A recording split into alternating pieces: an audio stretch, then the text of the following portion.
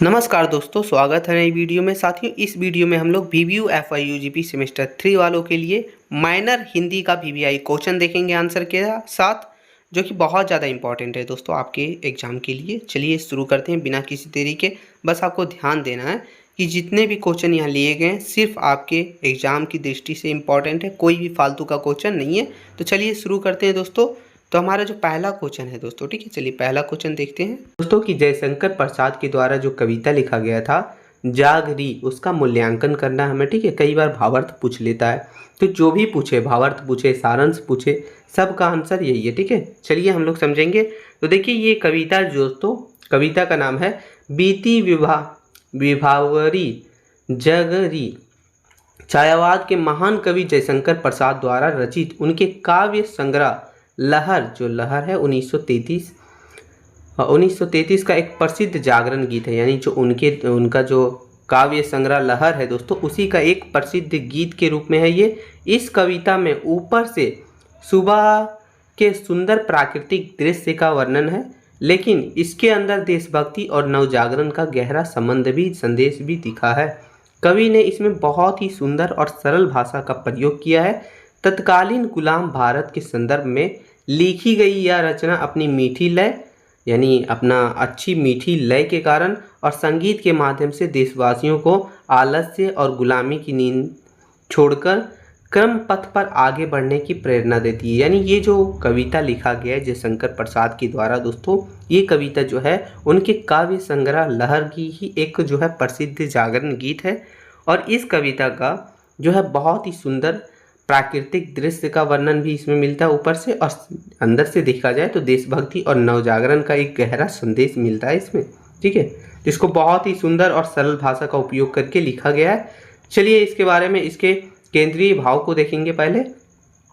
तो देखिए लिखा है कि कविता का केंद्रीय भाव। तो इस कविता का मुख्य उद्देश्य जो है दोस्तों वो चेतना का विकास है, ठीक है।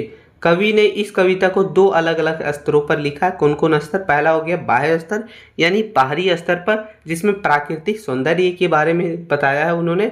तो सुबह की ठंडी हवा के बारे में, पक्षियों का चहकना और तारों का छिपना, ये सब जो है दिखाने का, बताने का प्रयास किया। एक सहेली दूसरी सहेली को नींद से जगा रही है, तो ये दिखाया है बाहरी स्तर पर। बाह्य स्तर पर यानी प्राकृतिक सौंदर्य के रूप में। और आंतरिक स्तर पर देखा जाए तो उन्होंने जो है राष्ट्रीय चेतना बताया है। यहाँ रात जो है वो पराधीनता यानी गुलामी का जो है प्रतीक है, अज्ञानता का प्रतीक है। तो ये रात जो है वो अज्ञानता वगैरह का प्रतीक के रूप में दिखा है। सुबह जो है वो स्वतंत्रता और ज्ञान के नए युग का प्रतीक है। कवि भारत की जनता को आलस्य और गुलामी की मानसिक सोच से बाहर आने के लिए कह रहे हैं अपने कविता के माध्यम से। तो ये कविता का जो है दोस्तों हमारा केंद्रीय भाव है, ठीक है। चलिए आगे इसका व्याख्या देखेंगे और इसका मूल्यांकन देखेंगे। तो इसका पहला हमारा हो जाता है कि प्रकृति का मानवीयकरण। छायावादी कवियों की सबसे बड़ी विशेषता थी कि प्रकृति को इंसानों की तरह देखना। प्रसाद जी ने, यानी जयशंकर प्रसाद जी ने इस कविता में प्रकृति का अद्भुत सजीव चित्रण किया है, जिसमें उषा नागरी यानी सुबह रूपी स्त्री, कवि ने सुबह को, पहली किरण को एक चतुर स्त्री माना है। यानी कि सुबह की जो पहली किरण होती है उसे एक जो है चतुर स्त्री के रूप में माना है। फिर है अंबर पर पनघट, आकाश को एक कुआं या फिर पनघट माना है। ताराघट, आसमान के तारों को मिट्टी के घड़े माना गया, ठीक है। तो ये अपने कविता के माध्यम से जयशंकर प्रसाद जी मानते हैं। देखिए अर्थ देखिए कि जैसे कोई स्त्री सुबह कुएं पर जाकर पानी के घड़े डुबोती है, वैसे ही सुबह जो है, सुबह रूपी स्त्री आकाश रूपी पनघट में तारे रूपी घड़ों को डुबा रही है। तो यही जो है बताने का प्रयास कर रहे हैं। तो देखिए यानी सुबह होते ही तारे गायब हो जाते हैं, तो वही जो है प्रतीक के माध्यम से जयशंकर प्रसाद जी बता रहे हैं। चलिए दूसरा देखेंगे कि राष्ट्रीय एवं सांस्कृतिक नवजागरण। यह कविता जो है दोस्तों उस दौर में लिखी गई जब भारत अंग्रेजों का गुलाम था और देशवासियों में जो है निराशा थी। उसी समय ये कविता लिखा गया था। कवि कहते हैं कि अब अज्ञानता यानी अज्ञान और अंधकार की रात बीत चुकी है, पूरी दुनिया में बदलाव की लहर चल रही है। ऐसे समय में भारतवासियों को सोते रहना या फिर हाथ पर हाथ रखकर बैठना सही नहीं होगा, ठीक नहीं होगा। तो ये कविता के माध्यम से बोले। देखिए कविता की जो आखिरी पंक्ति है कि अंधर में राग अमंद पिए, अलंकों में मलयज बंद किए, तू अब तक सोई है आली के जरिए कविता, यानी इस पंक्ति के जरिए कवि देश के युवाओं को टोकते हैं कि तुम अपनी आंखें में पुरानी ठाट बाट और आलस्य को समेटकर अब तक क्यों सोए हो, उठो और कर्म करो। तो ये जो है आखिरी पंक्ति के माध्यम से जयशंकर प्रसाद जी जो है वो बताना चाह रहे हैं। चलिए अगला जो तीसरा है दोस्तों वो देखिए, बोल रहा है कि ध्वनि और बिंब योजना। प्रसाद जी ने शब्दों का चयन इस तरह किया कि कविता पढ़ते ही आंखों के सामने चित्र बन जाता है, यानी इमेजिन होने लगता है कि सच हो रहा है, ठीक है ऐसा, और कानों में जो है आवाज़ें गूंजने लगती है। तो उसी तरीक़े से शब्दों का चयन किया गया है, जिसमें देखिए आपका श्रव्य बिंब यानी कि सुनने का बिंब यानी साउंड इमेज। खग कुल कुल कुल सा बोल रहा, सुबह होते ही पंछियों के झुंड की चहचहाट कानों में गूंजने लगती है। यहाँ जो है कुल कुल शब्दों से नदी के बहने और पंछियों की आवाज़ दोनों का एहसास होता है। तो यहाँ से देखिए साउंड मतलब रियल का महसूस होता है, ठीक है। फिर हो गया दृश्य बीम, ठीक है, यानी कि इमेज का इमेजिनेशन। लो यहाँ तालिका भी मर गई, मधु मुकुल नवल रस गागरी, एक यानी कि एक लता यानी बेल हवा में ऐसे झूम रही है, यानी बेल का पेड़ होता है ना वैसे, ठीक है, कि कोई युवती कलियों के घोड़े में मीठा रस भरकर ला रही हो वैसे झूम रही है। यह एक बहुत ही सुंदर दृश्य खड़ा करता है। तो ये दृश्य बिंब भी, तो इसके माध्यम से जो है कविता मतलब ऐसे लिखा गया है, ऐसे शब्दों का चयन किया गया है जिससे लगता है कि रियल में हो रहा है, ठीक है। अगला है दोस्तों कि भाषा शैली और कला पक्ष।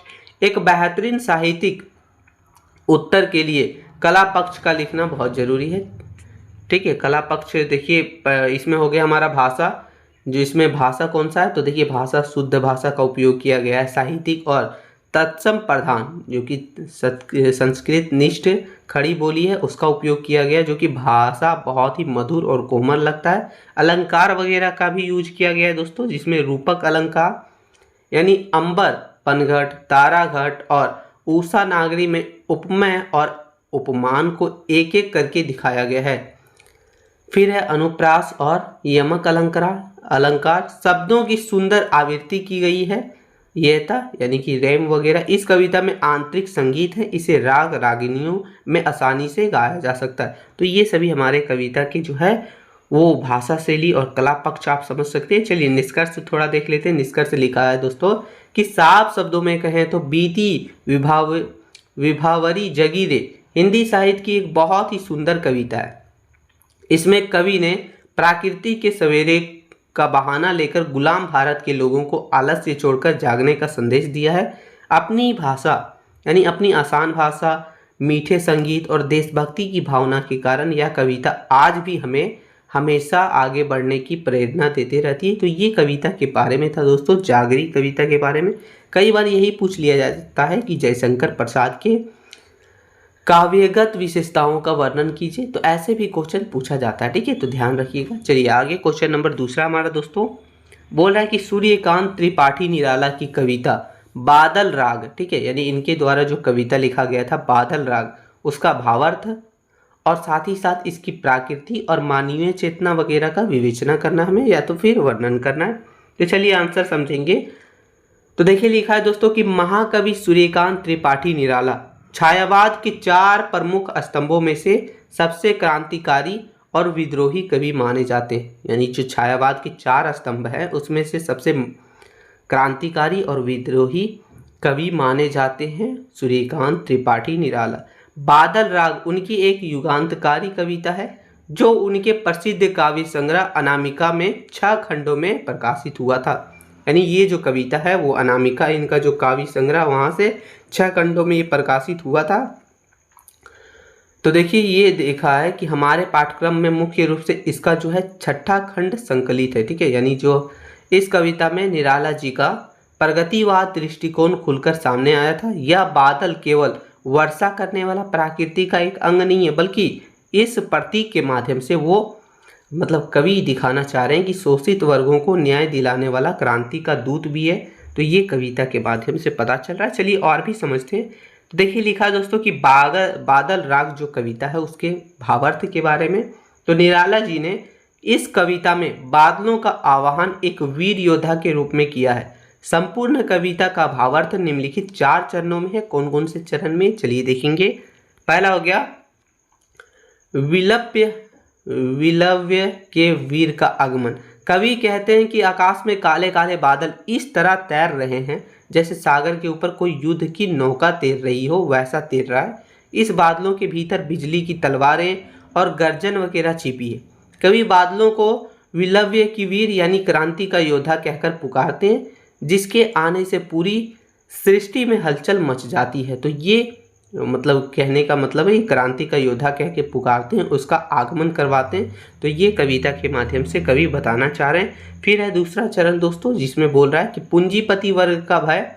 जब बादल गरजते हैं और बिजली गिरती है तो समाज का शोषक वर्ग, जिसमें यानी जो शोषण करता है, शोषण करवाता है, ठीक है, जैसे अमीर हो गया, जमींदार और पूंजीपति वगैरह, डर के मारे कांपने लगता है। वे अपने ऊंचे ऊंचे महलों में अपनी पत्नियों की गोद में छिपे होने के बावजूद भयभीत है। उनकी आंखों और मुख डर से बंद है। कवि कहते हैं कि यह अट्टलिका नहीं बल्कि आतंक भवन है, जहां गरीबों का शोषण करके धन इकट्ठा किया गया था, वही जगह है। तो ऐसा कवि कह रहे हैं, ठीक है। फिर अगला हो गया हमारा कि शोषित वर्ग का प्रसन्नता। जहां एक तरफ बड़े बड़े पहाड़ और ऊंचे महल बिजली गिरने से नष्ट हो जाते हैं, वहीं दूसरी तरफ जो है जमीन पर उगे छोटे छोटे कोमल और गरीब पौधे बादलों को देखकर खुशी से हंसते हैं और लहाते हैं, ठीक है, यानी लहलहाते हैं। इसका अर्थ है कि जब समाज में क्रांति आती है तो अमीरों का जो है साम्राज्य नष्ट होता है, लेकिन गरीबों को उनका अधिकार मिलता है। तो ये मतलब अभी अपने कविता के माध्यम से भावार्थ बताने का प्रयास कर रहे हैं, ठीक है। चलिए अगला हो गया हमारा किसान का करुण पुकार। कविता के अंत में कवि अत्यंत भावुक होकर कहते हैं कि जो गरीब किसान भूख और जमींदारों की अत्याचार से जीर्ण शोषण यानी कमजोर हो चुके हैं, जिनकी हड्डियों का ढांचा मात्र बचा है, वही बड़ी उम्मीद से क्रांति में बादल यानी क्रांति के बादल तुम्हें पुकार रहा है। तुम आओ बरसो और इस शोषक व्यवस्था का अंत कर नया जीवन लाओ। तो ये देखिए कविता का भावार्थ है दोस्तों, जो कि 4 चरणों में, ठीक है। चलिए आगे हम लोग देखेंगे कविता में प्राकृतिक चेतना, यानी कविता में जो प्राकृतिक चेतना बताई गई है वो तो सूर्यकांत त्रिपाठी निराला जी के प्राकृतिक चेतना पारंपरिक कवियों से बिल्कुल अलग है, ठीक है। उन्होंने प्रकृति को केवल सुंदर या फिर शांत रूप में नहीं देखा, बल्कि उसे सामाजिक बदलाव के औजार के रूप में भी प्रस्तुत करने का प्रयास किया है। देखिए जिसमें पहला हमारा कि प्रकृति का रौद्र और विद्रोही रूप। हिंदी साहित्य में आमतौर पर बादलों को शांति, प्रेम या फिर वर्षा के सुखद रूप में दिखाया गया, परंतु निराला जी यहाँ जो है बादलों को जो है ध्वंसात्मक यानी डिस्ट्रॉयर के रूप में देखते हैं, यानी बर्बाद करने वाला के रूप में देखते हैं। वे बादलों को रौद्र और प्रलयकारी रूप में देखते हैं, जो सड़ी गली व्यवस्था को मिटाने आया है। तो ऐसा जो है बादलों को देखते हैं अपने कविता के माध्यम से। फिर है कि प्रकृति का अद्भुत मानवीयकरण। कविता में प्रकृति की हर गतिविधियों को मानवीय क्रियाओं से जोड़ा गया है। हवा की गति बादलों का रथ है, बिजली की चमक उनकी तलवार है और बादलों का गरजना युद्ध का नगाड़ा है। तो ये देखिए इसका मानवीयकरण दिखाया गया है। अगला हो गया कि प्रकृति के माध्यम से दृढ़ात्मकता। कवि ने प्रकृति के 2 रूप का संतुलन दिखाया, 2 रूप का, ठीक है। पहला हो गया कि एक तरफ जो है बिजली गिरना और दूसरा हो गया कि विनाश का प्रतीक है, यानी एक तरफ जो है हमारा बिजली गिरना जो है विनाश का प्रतीक है और दूसरी तरफ जो है बाढ़ या बहुत ज़्यादा बारिश जो नई सृष्टि या फिर हरियाली का प्रतीक है। तो ये 2 रूप में दिखाया, ठीक है। चलिए आगे देखेंगे कविता में जो मानवीय चेतना के बारे में। तो बादल राग कविता में मानवीय चेतना का स्तर बहुत ही ऊंचा और प्रगतिशील है। कवि ने मनुष्य की सुख दुख को सीधे समाज की आर्थिक व्यवस्था से जोड़ने का काम किया है। देखिए इसमें हमारा आ जाता है कि वर्ग संघर्ष की चेतना। निराला जी ने समाज को स्पष्ट रूप से 2 भागों में विभाजित किया है, जिसमें एक शोषक वर्ग जो अमीर वगैरह होते हैं और एक शोषित वर्ग है, यानी जिसका शोषण होता है, जिसमें किसान मजदूर वगैरह आते हैं। तो मानवीय चेतना का तकाजा यह है कि कवि का झुकाव पूरी तरीका से शोषित वर्ग की तरफ है, यानी पूरा तरह से जो सपोर्ट है वो किसानों के प्रति है, मजदूर के प्रति है। तो ये कविता में दिखा रहे हैं मानवीय चेतना। चलिए आगे हो गया क्रांति का अनिवार्यता। मानवीय चेतना के तहत कवि यह संदेश देते हैं कि जब तक पुरानी और अत्याचारी व्यवस्था पूरी तरीका से टूट नहीं जाती तब तक आम इंसान को सुख और स्वतंत्रता नहीं मिल सकती। विलव्य रस से छोटे ही हैं शोभा पाते। इस पंक्ति के जरिए कवि बताते हैं कि क्रांति हमेशा कमजोरों के कल्याण के लिए ही होती है, यानी कोई भी क्रांति होती है वो जो है कमजोरों के कल्याण के लिए ही होती है। अगला देखिए दोस्तों, लिखा है कि करुणा और विद्रोह का संगम।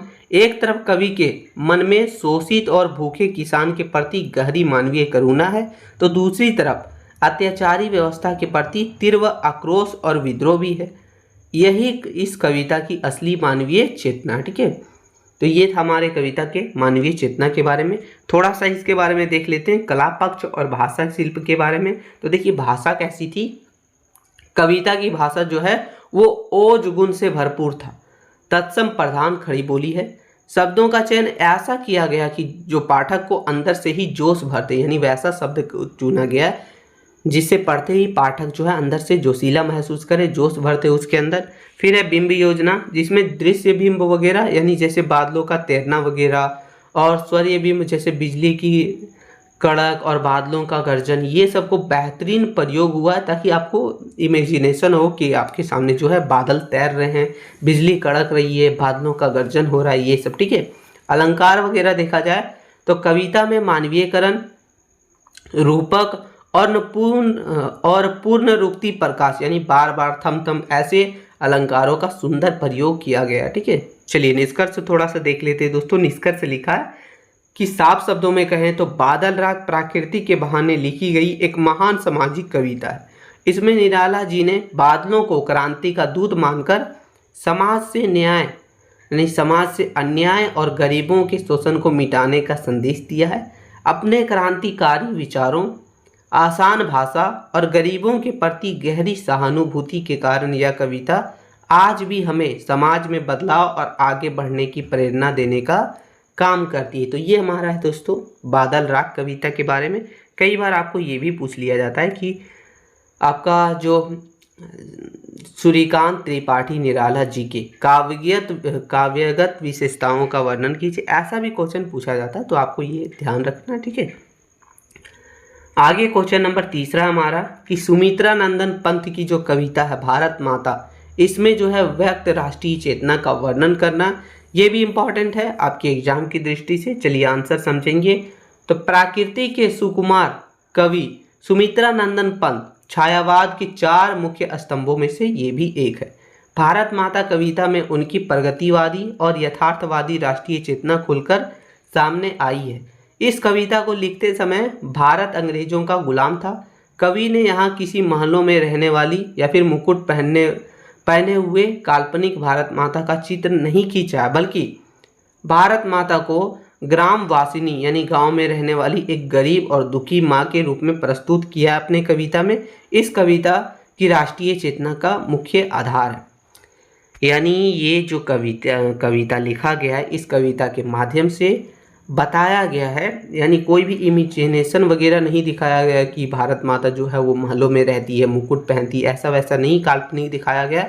इसमें दिखाया गया है गांव में रहने वाली एक गरीब और दुखी माँ के बारे में, यानी यही भारत माँ है। इस रूप में प्रस्तुत किया है क्योंकि उस समय जो है भारत अंग्रेजों का गुलाम था। चलिए आगे देखेंगे कि कविता में व्यक्त राष्ट्रीय चेतना का मुख्य बिंदु। तो पंत जी ने इस कविता के माध्यम से तत्कालीन भारत की वास्तविक स्थिति को दर्शाते हुए भारतवासियों में राष्ट्रीय चेतना जगाने का प्रयास किया है, जो कि निम्नलिखित है। पहला है कि भारत माता का ग्राम वासिनी रूप, जो कि गांवों का यथार्थ। कवि ने राष्ट्रीय चेतना इस बात पे है कि असली भारत को नगरों या फिर महलों में नहीं बल्कि गांवों में देखते हैं। वे कहते हैं कि भारत माता ग्राम वासिनी है, यानी कि मतलब गांव दुखी है, अभी ऐसा बताती है। गरीबी और दुर्दशा, भारत माता का आंचल धूल से भरा हुआ है। गंगा और यमुना जैसी पवित्र नदियां केवल पानी की धाराएं नहीं बल्कि वे भारत माता के आंसू हैं, अपनी ही धरती पर आज भारत माता उदास और बेबस बैठी है, ऐसा कवि जो है अपने कविता के माध्यम से दर्शाते हैं, बताते हैं। चलिए अगला दूसरा हमारा दोस्तों, पराधीनता यानी गुलामी और शोषक व्यवस्था का चित्रण। 30 करोड़ जनता की बदहाली। तत्कालीन समय में भारत की जनसंख्या लगभग 30 करोड़ थी। कवि लिखते हैं कि भारत माता की यह 30 करोड़ संतानें आज नंगी, भूखी, असभ्य, अशिक्षित और असहाय है, ऐसा लिखती है कवि। शोषकों का अत्याचार। विदेशी शासक यानी अंग्रेज वगैरह ने भारत के लोगों को इस कदर शोषण किया, यानी भारत के लोगों का ऐसा शोषण किया कि वे सिर झुकाए बिना किसी विरोध का सारा दर्द सह रहे हैं। कवि इस सामाजिक और राजनीतिक गुलामी को दिखाकर देशवासियों को अंदर से झकझोरते हैं। तो ये हमारे कविता के माध्यम से बताने का प्रयास किया जा रहा है। चलिए अगला है दोस्तों कि सांस्कृतिक और गौरवशाली अतीत की याद। सोने की चिड़िया का पतन। कवि अपनी कविता यानी कि अपनी राष्ट्रीय चेतना के तहत याद दिलाते हैं कि यह वही देश है जिसके खेतों में कभी सोना यानी अनाज का बहुत बड़ा वैभव उपजता था, लेकिन आज जो है अंग्रेजों की गुलामी के कारण यहाँ के पैरों तले की जमीन, धरती भी अपनी नहीं रही, यानी जो जमीन है वो भी अपनी नहीं रही। तो ये कविता के माध्यम से कवि दिखाने का प्रयास करते हैं, बताने का प्रयास करते हैं। वैश्विक गुरु के रूप में यानी विश्व गुरु के रूप में भारत कभी पूरी दुनिया को ज्ञान देने वाला देश था, लेकिन आज वह खुद अज्ञानता और निराशा के अंधकार में डूबा हुआ है। कवि इस अंतर विरोधी को दिखाकर देशवासियों के स्वाभिमान को जगाने का प्रयास करते हैं। अगला हमारा हो गया दोस्तों कि गांधीवादी विचारधारा और अहिंसात्मक चेतना। ज्ञान और चेतना का उदय। कविता के अंतिम छंदों में निराशा के बाद आशा की एक नई किरण दिखाई देती है। कवि महात्मा गांधी के आगमन और उनके अहिंसा आंदोलन का सराहना करते हैं। तप, संयम और नवजीवन। कवि कहते हैं कि भारत माता ने गांधी जी के रूप में एक महान संतान को जन्म दिया जो सत्य और अहिंसा रूपी अमृत पिलाकर देशवासियों का डर दूर कर रहे हैं। गांधी जी का यह आंदोलन ही भारत माता के दुखों को दूर करेगा और संसार को पुनः जो है ज्ञान की नई राह दिखाएगा। तो ये कविता के माध्यम से जो है कविता का समझ लीजिए भावार्थ है या फिर राष्ट्रीय चेतना जो कवि कहना चाहते हैं भारत माता कविता के माध्यम से।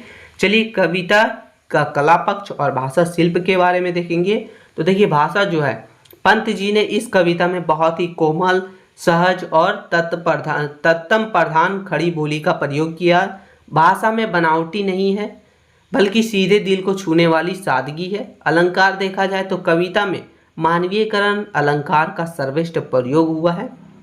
जैसे देखिए लिखा है कि भारत माता को एक जीती जागती रोती हुई माँ के रूप में दिखाना, यानी एकदम समझ लीजिए कि मानवीयकरण अलंकार का सर्वश्रेष्ठ प्रयोग हुआ है। ठीक है, इसके साथ ही गंगा यमुना में आंसू जल के रूप में जो है रूपक और मोदक रोधक में विरोधाभास अलंकार का बहुत ही सुंदर जो है उपयोग हुआ है। बिंब योजना। पंत जी ने भारत की दरिद्रता और शोषित समाज को ऐसे सजीव दृश्य बिंब खींचे हैं जो पाठक के मन में करुणा और फिर देश के प्रति कर्तव्य की भावना भी जगाने का काम करता है। तो ये कविता के माध्यम से जो है पंत जी बताना चाहते हैं। चलिए निष्कर्ष देखते हैं। निष्कर्ष लिखा है दोस्तों कि अगर साफ शब्दों में कहें तो पंत जी की भारत माता कविता देश प्रेम की भावना से भरी एक महान रचना है। इसमें कवि ने किसी काल्पनिक वैभव के बजाय गांव में रहने वाली भारत माता की गरीबी और दुर्दशा का सच्चा रूप दिखाया है। अंत में गांधी जी के सत्य और अहिंसा के मार्ग की तारीफ करते हुए कविता हमें अपने देश की स्थिति को सुधारने और हमेशा जागरूक रखने की एक सीख देती है। तो ये हमारा क्वेश्चन था जो कि बहुत ही इंपॉर्टेंट क्वेश्चन है। चलिए आगे देखेंगे क्वेश्चन नंबर 4 दोस्तों। क्वेश्चन नंबर 4 हमारा कि महादेवी वर्मा की जो कविता है मधुर मधुर मेरे दीपक जल का भावार्थ लिखते हुए उसकी काव्यगत विशेषताओं का वर्णन कीजिए। तो ये हमारा कविता है, इसकी काव्यगत विशेषताओं का वर्णन भी हमें करना है। चलिए समझेंगे आंसर दोस्तों। आंसर लिखा है कि आधुनिक मीरा के नाम से प्रसिद्ध महादेवी वर्मा छायावाद के 4 स्तंभों में से ये भी एक है। मधुर मधुर मेरे दीपक जल उनका एक बहुत ही अत्यंत प्रसिद्ध और उत्कृष्ट रहस्यवादी गीत है। यह गीत जो है दोस्तों उसके सुप्रसिद्ध काव्य संग्रह दीपशिखा से लिया गया है, यानी दीपशिखा से ही ये संकलित है। इस कविता में महादेवी जी का आध्यात्मिक विरह, वेदना और परमात्मा के प्रति बहुत ही अटूट समर्पण का भावना व्यक्त हुई है। यहाँ दीपक जो है वो केवल मिट्टी का दिया नहीं है, बल्कि यह जो है कवियार्ती की आत्मा और निस्वार्थ साधना का प्रतीक के रूप में जो है दीपक दिखाया गया है। चलिए कविता का भावार्थ के बारे में हम लोग समझेंगे। तो इस कविता में महादेवी वर्मा अपनी आत्मा रूपी दीपक को लगातार और मतलब नियंत्रण चलने के लिए कह रही है, मतलब लगातार चलो, ठीक है, ताकि वह परमात्मा के मार्ग को अलोकित कर सके। इसके भावार्थ निम्नलिखित है। चलिए, पहला हो गया हमारा निरंतर साधना का आह्वान। कवियार्ती अपने दीपक से कहती है कि तुम बिना किसी शोर शराबे के अत्यंत मधुरता और सौभाग्य के साथ युगों युगों तक यानी दिन रात जलते रहो, बहुत मतलब लगातार चलते रहो, ऐसा कहती है। तुम्हारा काम बिना थके और बिना रुके केवल प्रकाश फैलाना है।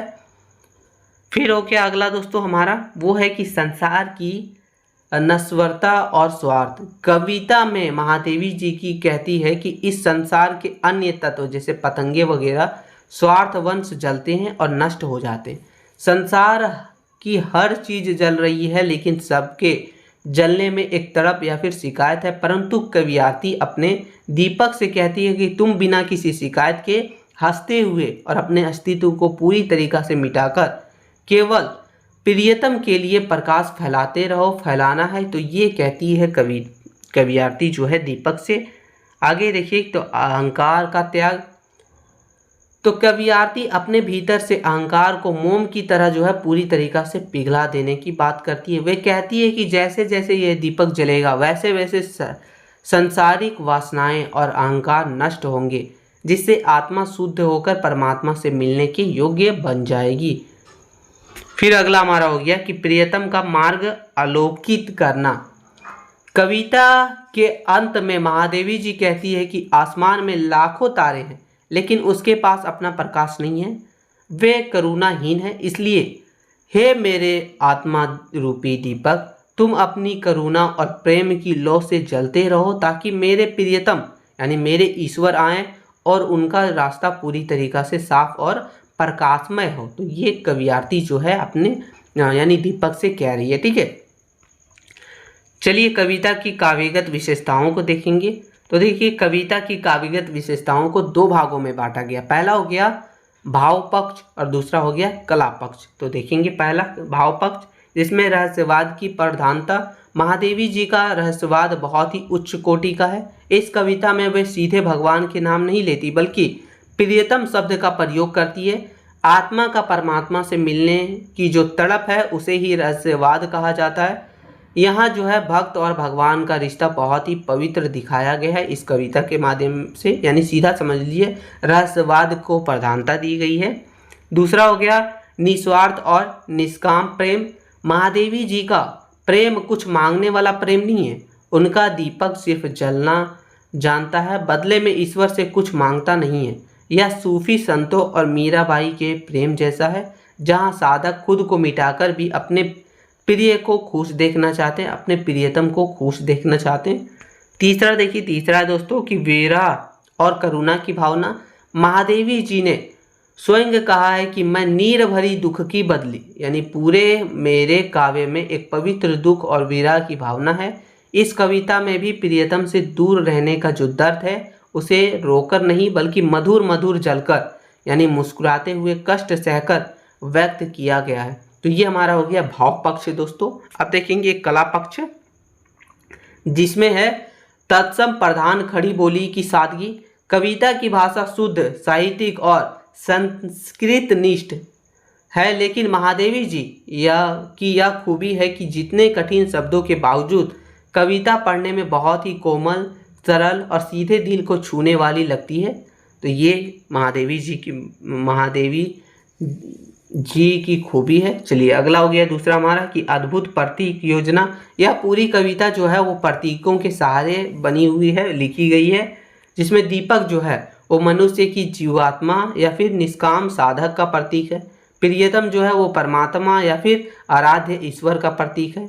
लो और प्रकाश देखा जाए तो सच्चा ज्ञान और ईश्वर के प्रति अनन्य प्रेम का प्रतीक है। मोम का पिघलना यानी मनुष्य के अंदर अहंकार और शारीरिक मोह का नष्ट हो जाना। तो ये सब जो है सीधा समझिए ये कविता पूरी तरीक़ा से प्रतीकों पर ही टिका हुआ है। तीसरा हो गया दोस्तों हमारा अलंकारों का स्वाभाविक प्रयोग, जिसमें पूर्ण रूपती प्रकाश अलंकार, जिसमें मधुर मधुर, युग युग, गल गल, पुलक पुलक शब्दों के बार बार आने से कविता में एक सुंदर बहाव आ गया है। मानवीयकरण अलंकार, जिसमें निर्जीव दीपक को एक जीवित साधक या फिर भक्त के रूप में दिखाकर उसका मानवीयकरण किया गया है। देखिए चौथा देखेंगे गहता और नाद सौंदर्य। महादेवी वर्मा मूल रूप से एक महान संगीतकार भी थी। इस कविता में शब्दों का तालमेल ऐसा है कि आसानी से संगीत के सुरों में ढाला जा सकता है। कविता को पढ़ते समय कानों में एक मीठा ध्वनि गूंजता है, यानी एकदम बहुत ही अच्छा लिरिक्स है इसका। ठीक है, तो ये देखिए हमारे कविता के बारे में था जो कविता है।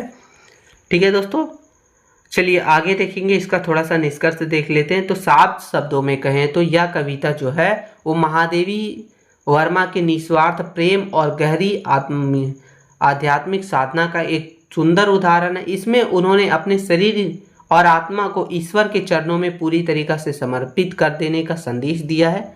अपनी आसान प्रतीकात्मक भाषा, मीठे संगीत और अहंकार को मिटाने की सीख के कारण यह गीत जो है शिल्प और भाव दोनों ही नज़रिए से हिंदी साहित्य की एक बहुत ही अमूल्य धरोहर है, या फिर समझ लीजिए बहुत ही अमूल्य गीत या फिर कविता के रूप में है। ठीक है, ये आप ध्यान रखिए। कई बार ऐसे भी पूछ लेगा कि महादेवी वर्मा जी के काव्यगत विशेषताओं का, यानी उनके कविता के विशेषताओं का वर्णन कीजिए, तब भी आपको ऐसे लिख देना है। ठीक है, आगे क्वेश्चन नंबर 5वां हमारा दोस्तों कि हरिवंश राय बच्चन की कविता जो है अंधेरे का दीपक, इसका भावार्थ एवं संदेश का वर्णन करना है, यानी इस कविता में क्या भावार्थ है और इसका क्या संदेश दिया जा रहा है। तो चलिए आंसर समझेंगे। आंसर लिखा है कि अंधेरे का दीपक हिंदी साहित्य की प्रसिद्ध कवि, हिंदी साहित्य के प्रसिद्ध कवि जो हरिवंश राय बच्चन जी हैं उनके द्वारा रचित एक बहुत ही लोकप्रिय और बहुत ही सकारात्मक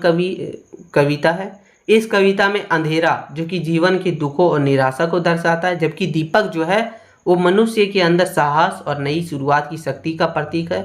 अपनी बेहद सरल भाषा और सुंदर लय के माध्यम से बच्चन जी ने इसमें यह महान संदेश दिया है कि जीवन में चाहे कितनी भी बड़ी मुसीबत या फिर असफलता क्यों ना आए, मनुष्य को कभी भी हार नहीं माननी चाहिए और अपने भीतर की उम्मीद को दीपक की जैसा जलाए रखना चाहिए, यानी दिए की जैसा जलाए रखना चाहिए।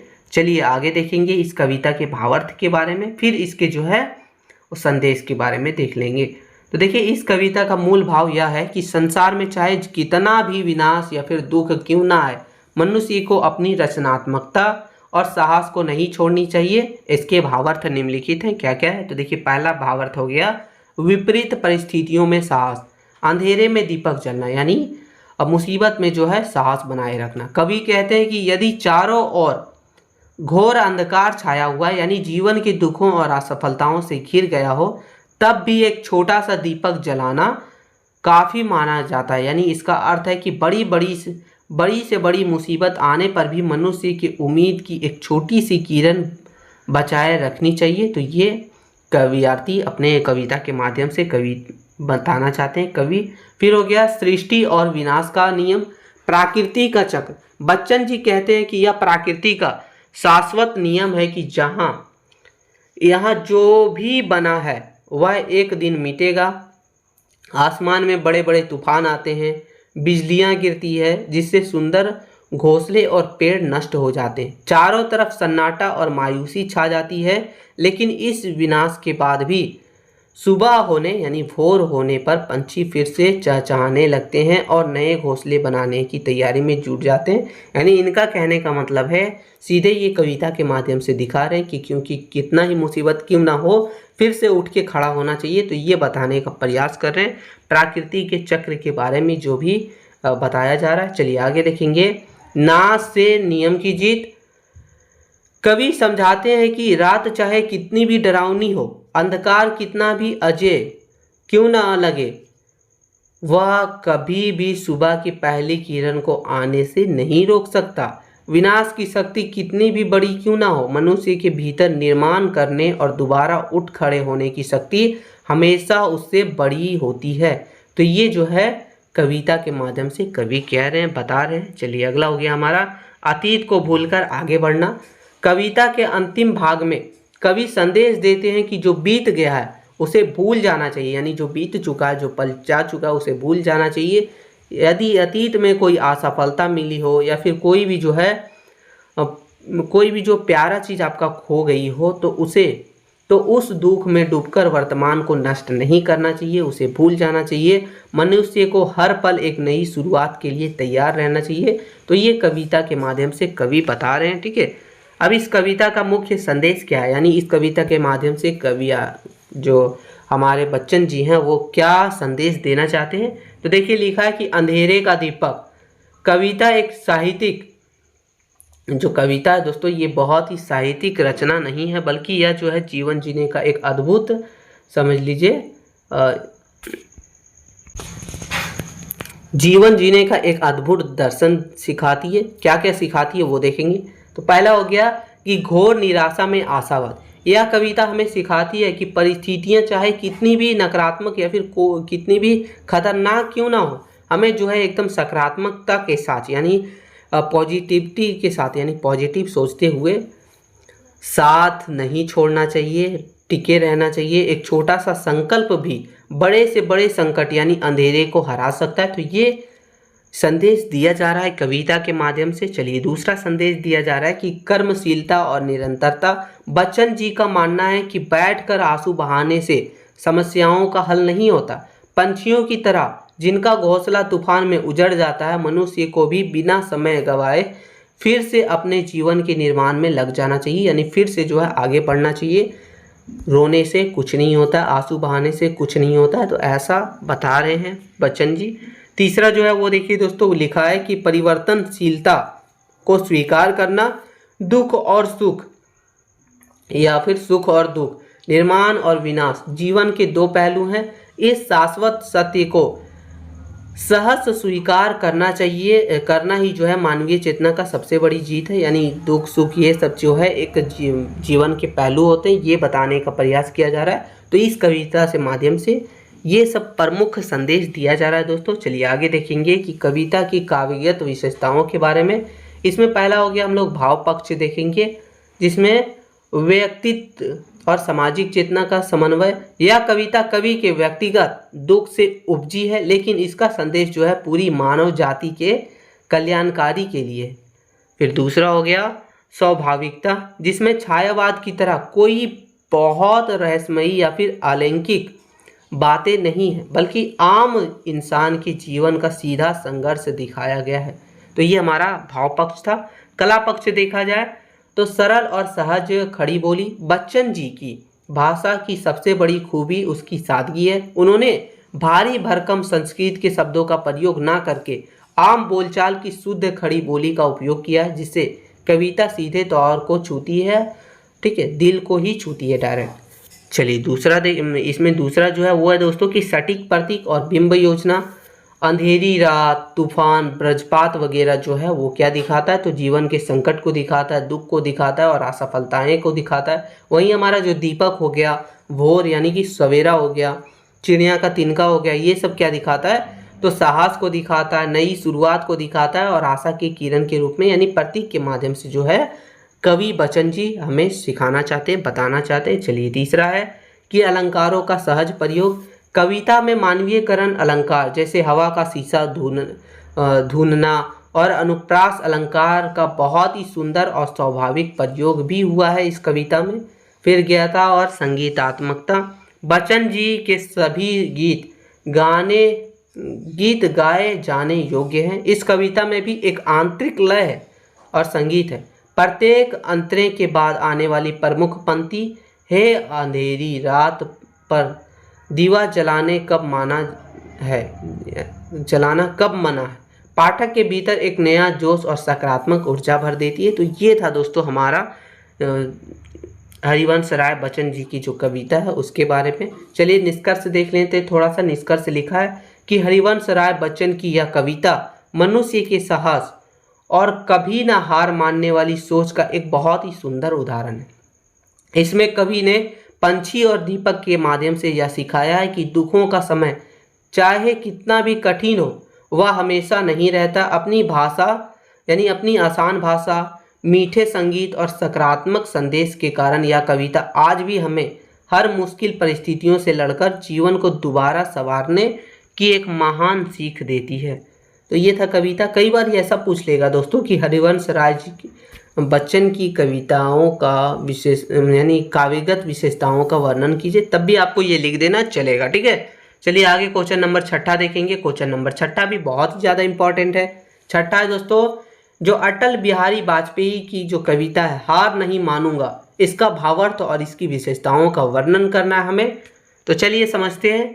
तो देखिए, हार नहीं मानूंगा ये जो कविता है वो आधुनिक हिंदी काव्य की ओजस्वी हस्ताक्षर और भारत रत्न अटल बिहारी वाजपेयी द्वारा ये रचित एक कालजयी रचना है। यानी ये जो कविता है वो अटल बिहारी वाजपेयी के द्वारा रचे गए हैं। ठीक है, यह कविता केवल पंक्तियों का समूह नहीं है बल्कि यह जीवन जीने का एकमात्र मंत्र है, महामंत्र। अटल जी ने राजनीति और व्यक्तिगत जीवन के कई उतार चढ़ावों को देखा है और यही अनुभव उनकी इस कविता में खुलकर सामने आया।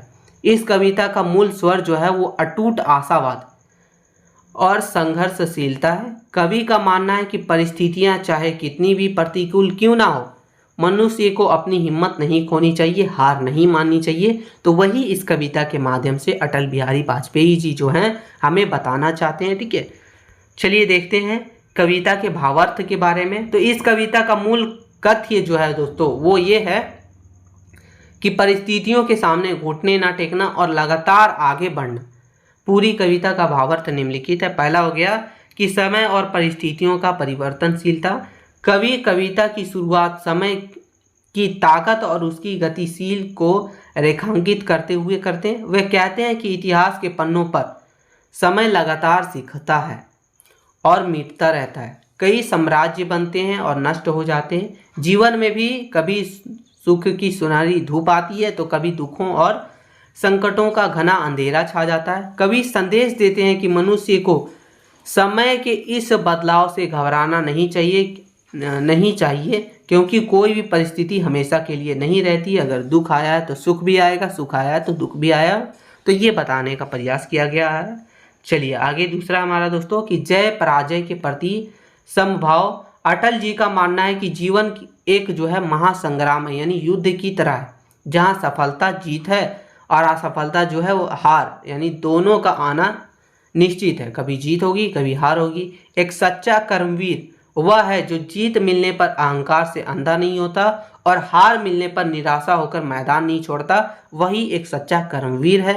कवि दोनों ही स्थितियों को जीवन का स्वाभाविक हिस्सा मानते हैं और वे कहते हैं कि हर हार हमें एक नया सबक सिखाती है जिससे भविष्य का निर्माण जो है और निर्माण का रास्ता और भी साफ हो जाता है।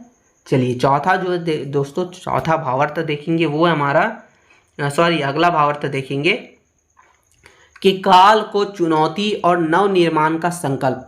कविता की एक बहुत बेहद शक्तिशाली पंक्ति है, यानी कविता की एक बेहद शक्तिशाली पंक्ति है जो लिखा क्या है कि काल के कपाट पर लिखता मीटता हूँ।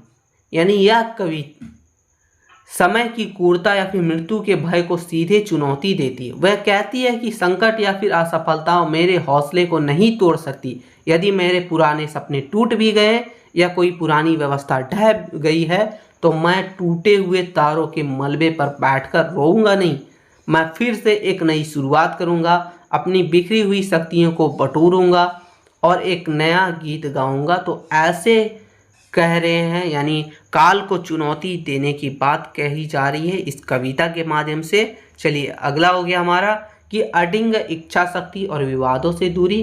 कविता की सबसे प्रसिद्ध और जन जन की जुबान पर चढ़ी पंक्ति क्या है कि हार नहीं मानूंगा, रार नहीं ठानूंगा। इसका अर्थ है कि मुश्किल चाहे कितनी भी बड़ी क्यों ना हो, मैं कभी आत्मसमर्पण नहीं करूंगा, मैं कभी हारूंगा नहीं। साथ ही मैं व्यर्थ के विवादों या फिर आपसी मतभेदों या फिर नकारात्मक में अपनी ऊर्जा और समय नष्ट नहीं करूंगा। मेरा पूरा ध्यान केवल अपने लक्ष्य और कर्तव्य पथ पर आगे बढ़ते रहना चाहिए। तो ये सभी जो है दोस्तों वो हमारे कविता हार नहीं मानूंगा का भावार्थ है। चलिए कविता की विशेषताएं देखेंगे कि आखिर ये कविता क्या क्या विशेषता है। पहले भाव पक्ष देखते हैं। तो देखिए अदम्य साहस और जुझारूपन। यह कविता अवसाद यानी डिप्रेशन वगैरह और निराशा से घिरे इंसान के भीतर एक नई चेतना और ऊर्जा का संचार करती है। यह सिखाती है कि जीवन की सार्थकता मुश्किलों से भागने से नहीं बल्कि उसका सीना तानकर सामना करने में है। ठीक है। फिर दूसरा क्या बताती है कि निष्काम कर्मयोग का संदेश। अटल जी की यह वैचारिक सोच श्रीमद् भगवत गीता के निष्काम कर्मयोग से प्रेरित दिखाई देती है। यानी इनके द्वारा जो वैचारिक सोच लिया गया वो श्रीमद् भगवत गीता के निष्काम कर्मयोग से प्रेरित है। यह परिणाम या फल की चिंता किए बिना विपरीत परिस्थितियों में भी अपने कर्म को पूरी निष्ठा से करते रहने पर बल दिया गया है। यानी कर्म को मत देखो मतलब फल को मत देखो, काम करो। ठीक है, ये देखा है इस कविता में। तीसरा हो गया आशावाद। पूरी कविता में कहीं भी निराशा या फिर लालची का भाव नहीं है। हर पंक्ति में नई सुबह, एक नई शुरुआत और एक नए गीत की गूंज है जो एक बेहतरीन प्रेरणादायक रचना भी बनती है। तो ये सब हमारा था भाव पक्ष। अब थोड़ा सा इसका काल पक्ष देखते हैं, कला पक्ष। ठीक है, जिसमें पहला हो गया ओज गुण से परिपूर्ण खड़ी बोली। कविता की भाषा शुद्ध और साहित्यिक खड़ी बोली है जिसमें ओज गुण, जिसमें वीरता, जोश और उत्साह पैदा करने वाला शक्ति प्रधान है। इसमें भाषा की सादगी ऐसी है जिसका संदेश सीधे आम पाठक के हृदय में उतर जाता है। दूसरा देखिए नाद, सौंदर्य और ज्ञता। अटल जी जो हैं वो एक कुशल वक्ता थे, इसलिए उनकी कविता में शब्दों का चयन जो है बहुत ही संगीतात्मक है। इस कविता में एक आंतरिक लय भी है जिसे पढ़ते या सुनते समय पाठक के भीतर रोंगटे खड़े कर देने वाला उत्साह पैदा होता है। तीसरा देखिए प्रभावी तुकबंदी और बिंब योजना। मानूंगा, ठानूंगा, गाता हूँ, मिटता हूँ जैसी सुंदर तुकबंदियाँ कविता को बहुत ही प्रभावशाली और याद रखने योग्य बनाती है।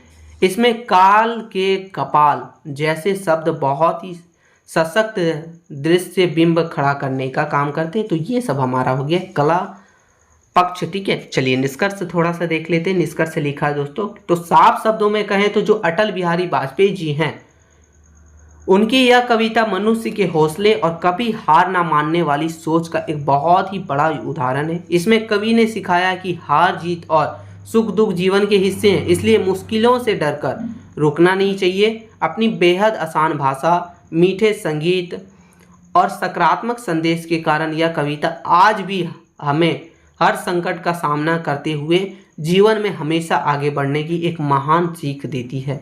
तो ये था दोस्तों अटल बिहारी वाजपेयी जी का जो कविता है हार नहीं मानूंगा, उसी का ये क्वेश्चन था। बहुत ही इंपॉर्टेंट क्वेश्चन है। चलिए आगे क्वेश्चन नंबर 7वां देखेंगे मित्रों।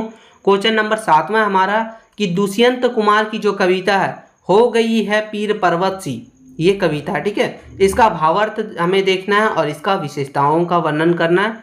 तो ये सब आपको जरूर करना है, बहुत ही इंपॉर्टेंट है। चलिए आंसर देखेंगे। हिंदी गजल को आम आदमी के सुख दुख और राजनीतिक चेतना से जोड़ने का श्रेय किसे जाता है? तो दुष्यंत कुमार को जाता है। हो गई है पीर पर्वत सी उनकी एक युगांतकारी रचना है जिसे कविता और गजल दोनों ही रूपों में आदर के साथ पढ़ा जाता है। यह रचना जो है आज़ादी के बाद देश की बहदाली, भ्रष्टाचार, गरीबी और राजनीतिक ढोंग के खिलाफ लिखा गया एक क्रांतिकारी कविता है। ठीक है, कवि का मूल्य स्वर जो है व्यवस्था परिवर्तन, यानी जो उस समय की व्यवस्था थी उसके परिवर्तन, जन कल्याण है। दुष्यंत कुमार इस रचना के माध्यम से समाज में दबे कुचले और पीड़ित लोगों के भीतर दबी हुई क्रांति की आग को सुलगाना चाहते हैं, यानी उन्हें जो है जागृत करना चाहते हैं। चलिए आगे इस कविता का भावार्थ देखेंगे हम लोग। तो इस पूरी रचना का कथ्य समाज में फैले अन्याय को जड़ से मिटाने और एक नए न्यायपूर्ण समाज के निर्माण पर आधारित है। इसका भावार्थ निम्नलिखित है। पहला हो गया दुखों की चरम सीमा और बदलाव की जरूरत। कवि गजल की शुरुआत अपनी प्रसिद्ध पंक्तियों से करते हैं कि हो गई पीर पर्वत-सी पिघलना चाहिए, इस हिमालय से कोई गंगा निकलनी चाहिए।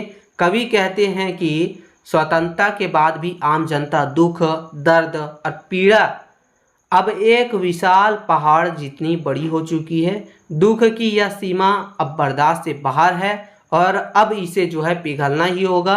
जैसे हिमालय की बर्फ पिघलने से गंगा जैसे पवित्र नदी निकलती है, वैसे ही जनता के इस दुख के पहाड़ से अब एक महान क्रांति और बदलाव की गंगा निकलनी चाहिए। तो ऐसा जो है कवि जो है कह रहे हैं अपनी रचना के माध्यम से। चलिए अगला देखेंगे, दूसरा कि खोखली व्यवस्था और बुनियादी बदलावों की शर्त। कवि प्रशासनिक और राजनीतिक व्यवस्था पर चोट करते हुए कहते हैं कि आज यह दीवार पर्दों की तरह हिलने लगी। शर्त लेकिन थी कि ये बुनियादी हिलनी चाहिए। आज भ्रष्टाचार और शासन की जो दमनकारी दीवारें हैं वो जनता के थोड़े से विरोध से पर्दों की तरह हिलने तो लगी है, लेकिन कवि इसे से जो है संतुष्ट नहीं है।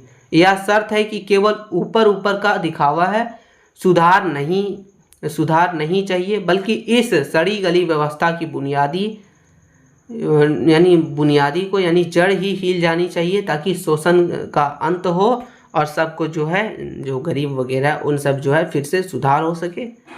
अगला हो गया कि आकर्मण्यता और कायरता का त्याग यानी लाशों का चलना। दुष्यंत कुमार समाज की सोई हुई चेतना को झकझोरते हुए कहते हैं कि हर सड़क पर, हर गली में, हर नगर, हर गांव में हाथ लहराते हुए लाश चलनी चाहिए। यहाँ जो है लाश का मतलब उन जीवित मनुष्यों से है जो अन्याय को चुप सहते हैं और उनके भीतर का स्वाभिमान मर चुका है। कवि आह्वान करते हैं कि अब देश के हर कोने, सड़क और गांव के आम आदमी को अपनी चुप्पी तोड़नी होगी और अपने अधिकार के लिए हाथ लहराते हुए सड़कों पर उतरना होगा। तो ये जो है दुष्यंत कुमार अपनी कविता, अपनी रचना के माध्यम से बताना चाहते हैं। चलिए अगला हो गया हमारा दोस्तों कि केवल दिखावा नहीं, वास्तविक परिवर्तन का लक्ष्य, यानी सिर्फ दिखावा नहीं होना चाहिए, रियल में जो है परिवर्तन होना चाहिए, उसका लक्ष्य होना चाहिए।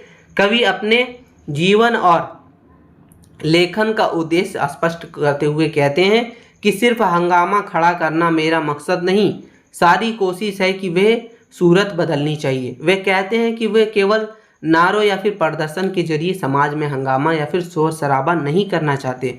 उनका सिर्फ एकमात्र लक्ष्य है और पूरी कोशिश है कि यह देश की हर बदहाल यानी सूरत वगैरह, परिस्थिति वगैरह हमेशा के लिए बदल जाए। अंत में वे कहते हैं कि क्रांतिकारी यानी क्रांति की यह आग चाहे मेरे सीने ही जले या तुम्हारे सीने में, लेकिन समाज को बदलने की यह आग जो है हर हाल में जलनी ही चाहिए।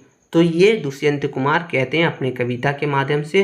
अब आगे देखेंगे दोस्तों कि रचना की मुख्य विशेषताओं के बारे में, यानी ये जो रचना है उसकी मुख्य विशेषता क्या है। तो देखेंगे पहले भाव पक्ष। तो इसमें पहला हो गया प्रखर राजनीतिक और सामाजिक चेतना। यह रचना आज़ादी के बाद के भारतीय समाज के यथार्थ को दिखाती है, जहां आम आदमी राजनेताओं के झूठे वादों से ठगा हुआ महसूस कर रहा है, तो वो दिखाती है। फिर दूसरा हो गया व्यवस्था के प्रति तीव्र आक्रोश और विद्रोह। दुष्यंत कुमार की लेखनी में कोई समझौता नहीं है, वे तत्कालीन भ्रष्ट प्रशासनिक व्यवस्था और सामाजिक असमानता पर सीधे और कड़े प्रहार करते हैं। फिर तीसरा हो गया जन आंदोलन की प्रेरणा। यह रचना जो है दोस्तों वो पाठकों और श्रोताओं को कायरता और आलस्य वगैरह छोड़ने, अपने हक के लिए लड़ने का प्रेरणा देने का काम करती है। यही कारण है कि कई लोक आंदोलनों का मुख्य नारा भी ये बना था। ठीक है, तो ये हमारा हो गया भाव पक्ष। चलिए आगे देखेंगे इसका कला पक्ष, जिसमें सरल, तीखी और ओजस्वी खड़ी बोली। दुष्यंत कुमार जी के गजल की पारंपरिक उर्दू भाषा को आम बोलचाल की हिंदी के साथ ऐसे मिलाया है कि वह जन जन की भाषा बन गई। शब्द सीधे और मारक भी हैं। बेजोड़ बिंब और प्रतीक की योजना ये, जैसे कि देखिए पीर पर्वत सी, ये दुखों की बहुत ही बड़ा पहाड़ के रूप में दिखाया। फिर गंगा निकलना यानी नई क्रांति या फिर पवित्र बदलाव की शुरुआत। लाश यानी आक्रमण ने डरे हुए और चुपे रहने वाले नागरिक को लाश के रूप में दिखाया है। फिर आग यानी कि ये चेतना, आत्मसम्मान और विद्रोह की भावना, तो ये प्रतीक के माध्यम से भी दिखाया। चलिए तीसरा है कि अद्वितीय ज्ञता और सममोहन क्षमता। इस गजल की बहार यानी इस गजल का जो लय है, जो रैम है, ठीक है, जो तुक्की बंदी इतनी सटीक है कि इसे पढ़ते ही पाठक के भीतर जोश और रोंगटे खड़े कर देने वाली ऊर्जा का संचार होता है। इसकी पंक्तियां बहुत आसानी से याद भी हो जाती है, ठीक है। तो ये हमारा था दोस्तों। चलिए थोड़ा निष्कर्ष देख लेते हैं। निष्कर्ष लिखा है कि दुष्यंत कुमार की यह रचना देश के भ्रष्ट व्यवस्था और सामाजिक न्याय के खिलाफ विद्रोह का एक बुनियाद आवाज है। इसमें कवि ने सिखाया है कि केवल दुखों पर रोना या फिर हंगामा करने से काम नहीं चलेगा, बल्कि समाज को बदलने के लिए हर व्यक्ति को खुद जागरूक होना पड़ेगा। अपनी बेहद आसान भाषा, मारक प्रतीकों और क्रांतिकारी संदेशों के कारण यह गजल आज भी हमें न्याय के खिलाफ खड़े होने की महान सीख देने का काम करती है। तो ये हमारा क्वेश्चन था दोस्तों। चलिए अगला क्वेश्चन है मेरा, क्वेश्चन नंबर 8वां कि छायावाद की प्रमुख विशेषताओं का वर्णन करते हुए हिंदी साहित्य में उसके योगदान का विवेचना कीजिए। लेकिन इसी के साथ हम आपको एक चीज़ और बोलना चाहेंगे कि और अगर कोई कविता वगैरह छूट गया है तो उसे आप जरूर से ज़रूर जो है कर लीजिएगा, ठीक है। कविता को 1-2 बार पढ़ लीजिएगा, उसके बारे में थोड़ा सा। चलिए आंसर देखेंगे ये दोस्तों कि हिंदी साहित्य के आधुनिक काल में द्विवेदी युग की उपदेशात्मक कविताओं के विरोध में जो नई काव्य धारा फूटी उसे ही जो है छायावाद कहते हैं, जो कब से कब तक माना जाता है, 1918 से लेकर 1936 ईस्वी तक। डॉक्टर नागेंद्र के शब्दों में अगर कहा जाए, यानी उनके द्वारा कहा जाए, तो यह स्थूल के प्रति सूक्ष्म का विद्रोह था। छायावाद के 4 प्रमुख स्तंभ हैं, यानी 4 प्रमुख कवि हैं। पहला हो गया जयशंकर प्रसाद। देखिए ये क्वेश्चन 1 मार्क्स में पूछता है, एक बार पूछा गया था, इसलिए हम आपको बोल रहे हैं, ठीक है। पूछेगा कि छायावाद के 4 प्रमुख स्तंभ कौन कौन से हैं, तब आपको नाम ध्यान रखना है। पहला हो गया जयशंकर प्रसाद, दूसरा है सूर्यकांत त्रिपाठी निरागला, तीसरा हो गया सुमित्रा नंदन पंत, और चौथा हो गया दोस्तों महादेवी वर्मा, ठीक है। ये 4 माने जाते हैं छायावाद के 4 प्रमुख स्तंभ।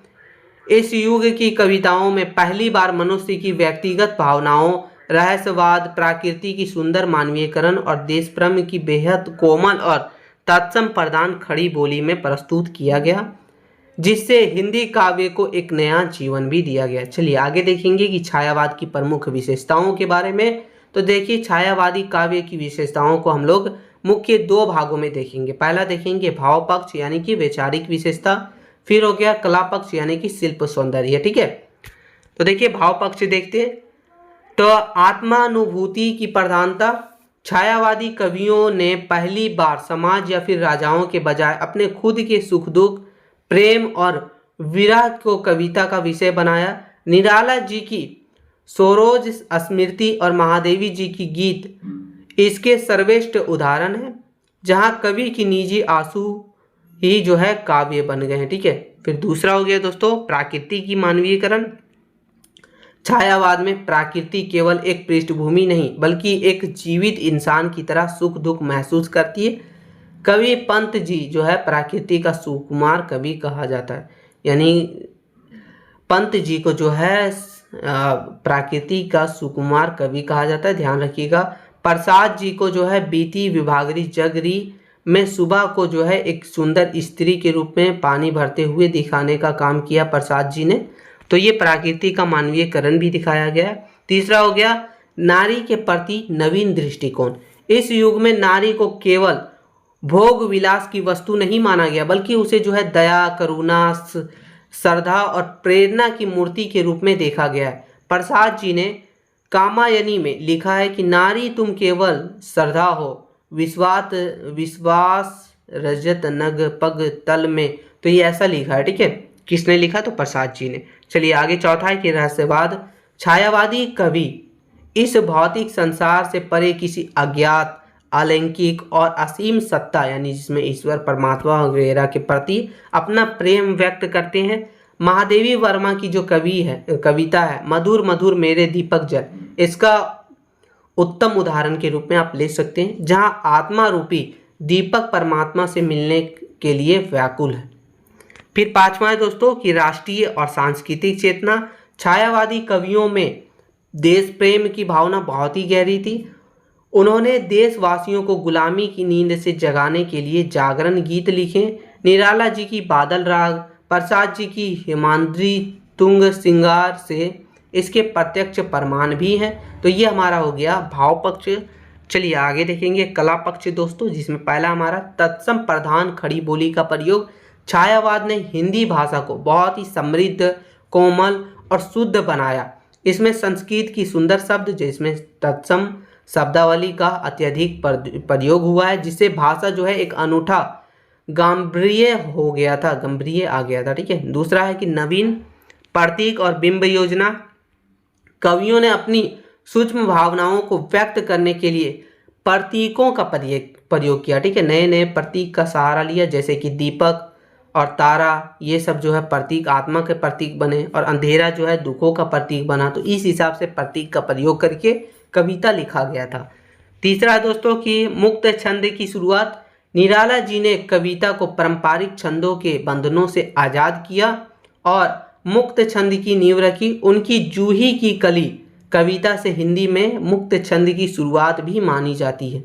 फिर चौथा हमारा संगीतात्मक और यज्ञता। छायावादी कविताएं मूल रूप से गीत है। इसमें शब्दों का चयन इस प्रकार किया गया है कि पंक्ति में एक मीठा आंतरिक संगीत और लय जो है स्वतः ही गूंजने लगती है, यानी लय वगैरह गूंजने लगती है। तो ये हमारा हो गया दोस्तों। चलिए आगे देखेंगे कि हिंदी साहित्य में छायावाद का योगदान क्या रहा था। तो देखिए, छायावाद ने हिंदी साहित्य को पूरी तरीक़ा से बदल दिया और इसे जो है विश्व स्तर पर खड़ा कर दिया। इसका प्रमुख योगदान निम्नलिखित है। पहला हो गया खड़ी बोली को पूर्ण प्रतिष्ठा। छायावाद से पहले खड़ी बोली को कवियों के लिए रूखी माना जाता था और ब्रज भाषा का बोलबाला था, परंतु प्रसाद पंत और निराला जी ने जो है खड़ी बोली को इतना कोमल और मीठा बना दिया कि काव्य की मुख्य भाषा ये बन गई। ठीक है।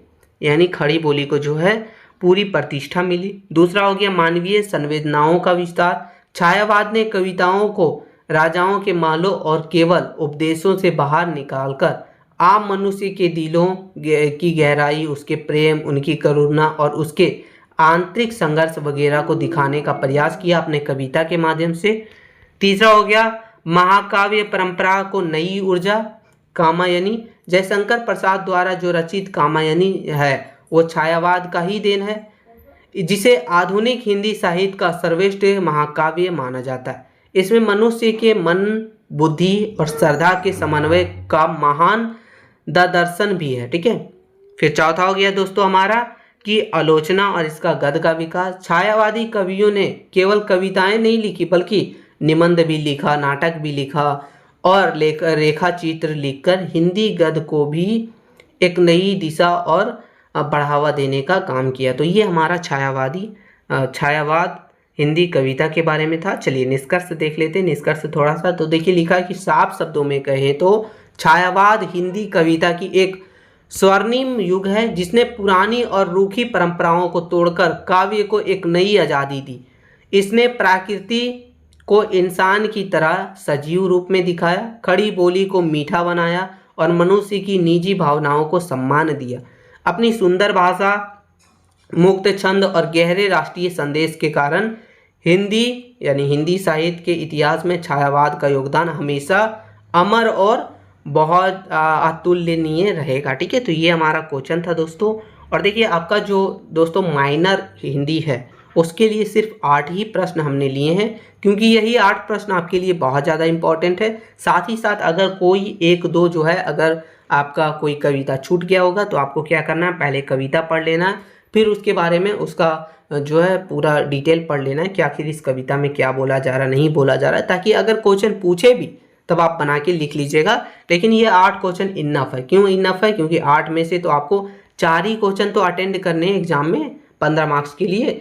तो ये आप अगर कर लेते हैं तो आपका हो जाएगा। ठीक है। बस इतना ही कर लेना अच्छे से, फिर आपका ऑब्जेक्टिव वगैरह भी बहुत जल्द बताया जाएगा दोस्तों। तो यही वीडियो था। थोड़ा भी हेल्पफुल लगा तो आपको एक छोटा सा लाइक करना है, चैनल पर नए हैं तो सब्सक्राइब करके बेल आइकन को ऑन कर देना है, ताकि जैसे ही कोई वीडियो अपलोड हो सबसे पहले आपको नोटिफिकेशन मिल सके और आपके भी तैयारी में सपोर्ट मिल सके। तो ये वीडियो था, हेल्पफुल लगा तो लाइक कर दीजिएगा। मिलते हैं नई वीडियो में, तब तक के लिए जय हिंद दोस्तों।